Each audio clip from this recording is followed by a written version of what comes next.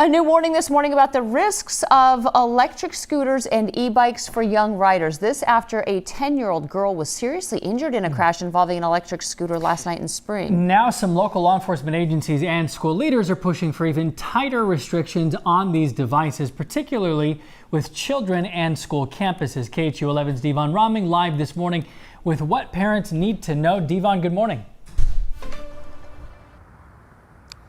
Hey, good morning, Jacob and Alona. You know, the concern for law enforcement officials is just how fast some of these e-bikes and e-scooters can go, which can at times be a bit much for some young children to handle, ending up leaving them with serious injuries and in some cases, sadly, even death. And that concern is being raised once again this morning, bringing new attention after a crash involving a 10-year-old girl in Spring last night. Deputies say she was riding an electric scooter last night when she entered the intersection of Lincoln's Meadow Drive and Duke's Run Drive without stopping at a stop sign. She was hit by a car, and deputies say she suffered significant injuries and bleeding.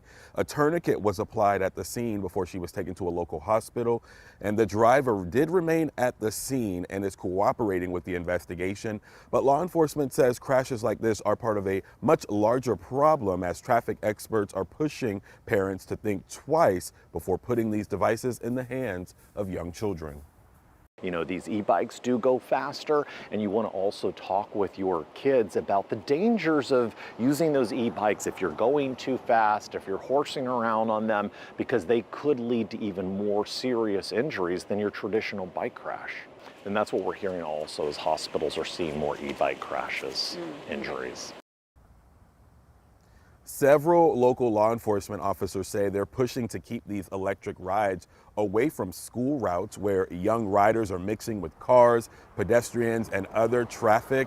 Coming up at 7 o'clock on our streaming newscast, we'll have much more on those efforts for you at 7. For now, reporting live, Devon Roming, KHOU 11 News.